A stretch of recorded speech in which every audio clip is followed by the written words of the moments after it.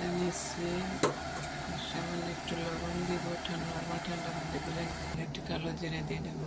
আমার ঠান্ডা পানি দিয়ে ডোটা তৈরি করে নেবো। সামান্য একটু তেল দিয়ে দিব আমি। এই যে একটা তেলের বোতলের মুখে, সেটা আমি কেটে ঘুরিয়ে তারপর নেব।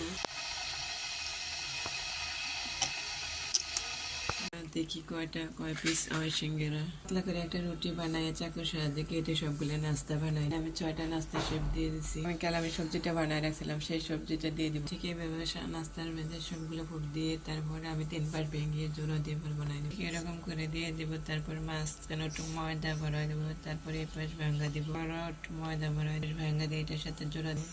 তারপর 2 পাশ আমি চাপ দিয়ে হাত দিয়ে লাগাই দিব। এরকম করে সবগুলো বানায় নিব আমি। এরকম চেস করে এই যে আমার নাস্তাগুলো বানানো। আমি সামান্য একটু ময়দাগুলো নিলাম করে আমি আরেকটা বানিয়ে নিলাম। আর সবগুলো নাস্তা বানানো হয়ে গেছে, কিছুটা বানাইলাম। ওটা গরম হয়ে গেছে, দিয়ে দিব। সবগুলো দিয়ে দিব। 6টা নাস্তা দিয়ে দিলাম। এরকম কালার করে আমি নাস্তাগুলো উঠে নেবো সবগুলো। আমার নাস্তা আমার কারণ গেছে, বাকি নাস্তাগুলো ভাজা হয় না, সেটা পরে ভাজবো। কারণ আসছে তাই বাকি সিঙ্গারাগুলো ভেজে নেবো সবগুলো নাস্তা। আমাদের সকালের নাস্তা রেডি, সবাই খাও। এই যে আমার বেবি খেলে আপনাদেরকে খালি টাটা দিব। আল্লাহ হাফেজ, ভালো থাকে। আসসালামু আলাইকুম। না খাও।